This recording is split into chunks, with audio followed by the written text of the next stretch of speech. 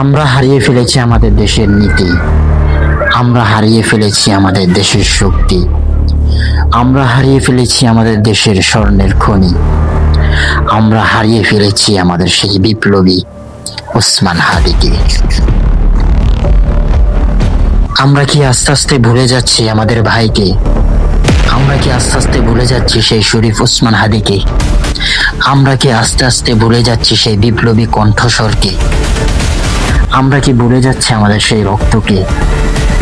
আমরা কি ভুলে যাচ্ছি আমাদের সেই জুলাই যোদ্ধা ওসমান হাদি ভাইকে? আমরা ভুলে গেলেও আমাদের ছাত্র জনতা ভাইরা ভুলতে পারেনি।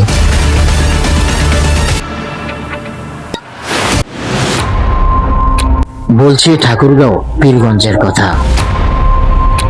শহীদ শরীফ ওসমান হাদির স্মরণে ও তার নির্মম হত্যাকাণ্ডের প্রতিবাদে গ্রাফিক্স ও দেওয়াল লিখন কর্মসূচি পালিত হয়েছে। বৃহস্পতিবার 15 এবং 16 জানুয়ারি দুপুরবেলা থেকে সাধারণ ছাত্র জনতার আয়োজনে পীরগঞ্জ মিনি স্টেডিয়াম থেকে এই কর্মসূচির সূচনা করা হয়। কর্মসূচির অংশ হিসেবে শহরের গুরুত্বপূর্ণ দৃশ্যমান জায়গাগুলোতে শহীদ শরীফ ওসমান হাদির বলা কথা ও তার ছবি অঙ্কন করা হবে বলে জানিয়েছেন ছাত্র জনতা। এ সময় তারা বলেন, আমরা এই কর্মসূচির মাধ্যমে অন্তর্বর্তীকালীন সরকারকে স্পষ্টভাবে জানিয়ে দিতে চাই, ন্যায় বিচার ছাড়া আমরা কখনো থামব না। আমার তো মনে হচ্ছে হবে না।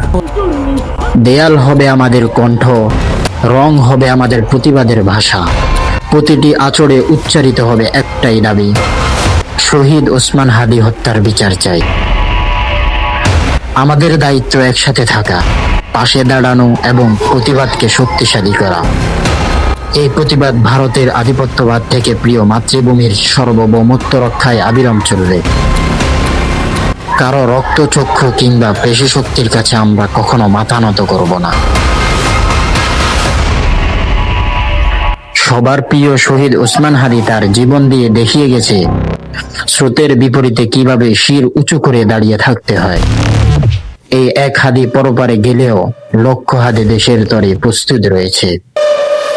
তারা সবার উদ্দেশ্যে বলেন, এটি শুধু একটি কর্মসূচি নয়, এটি বীর শহীদদের পক্ষে দাঁড়ানো। এতে যদি শহীদের রক্তের ঋণ সামান্যতম লাঘব হয়, এই জন্য সকল দেশপ্রেমিক নাগরিককে ন্যায় বিচার নিশ্চিত না হওয়া পর্যন্ত এ ধরনের কর্মসূচিতে অংশগ্রহণের জন্য আহ্বান জানিয়েছেন ছাত্র জনতা। New Islamic Bangladesh, Dhaka.